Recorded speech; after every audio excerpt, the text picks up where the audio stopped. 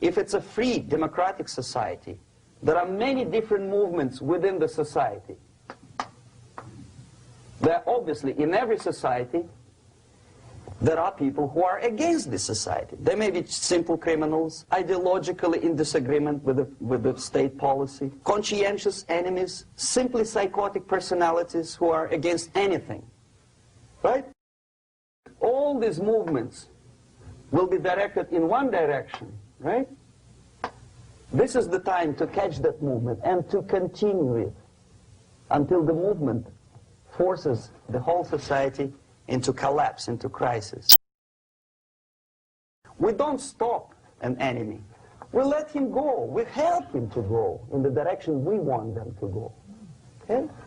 Obviously, there are tendencies in each society, in each country, which are going to opposite direction from the basic moral values and principles. To take advantage of these movements, to capitalize on them, is the main purpose of the originator of subversion. So we have religion, we have education, we have social life, we have power structure, we have labor relations, unions, and finally we have law and order. 1, 2, 3, 4, 5, 6. Okay? These are the areas of application of subversion. What it means exactly? In case of religion, destroy it, ridicule it, replace it with various sects, cults, which bring people's attention, faith, whether it is naive, primitive, doesn't really matter. As long as the basically accepted religious dogma is being slowly eroded. Education.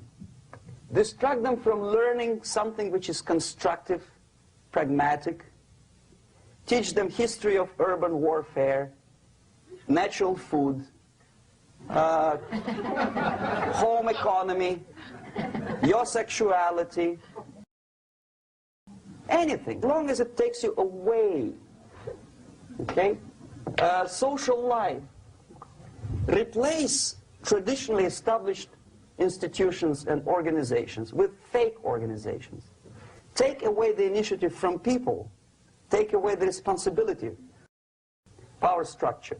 Okay, the natural bodies of administration, which are traditionally either elected by people at large or appointed by elected leaders of society, are being actively substituted by artificial bodies.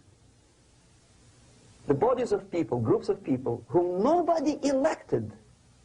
Never. As a matter of fact, most of the people don't like them at all, and yet they exist. Do not have neither qualification nor the will of people to keep them in power, and yet they do have power. Okay. Together with that, there is another process. Law enforcement, law and order organization and structure is being eroded. For the last 20, 25 years, if you see old movies and new movies, you can see that a policeman, an officer of the United States Army, looks dumb, angry, psychotic, paranoid.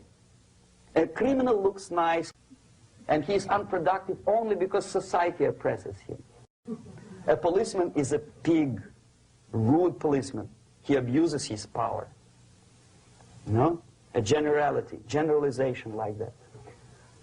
The hatred, the mistrust to the people who are supposed to protect you and enforce law and order. Moral relativity. Okay, labor relations. At this stage, within 15 to 20 years, we destroy the traditionally established links of bargaining between employer and employee. Millions of people suffer from that strike because economy now is interdependent.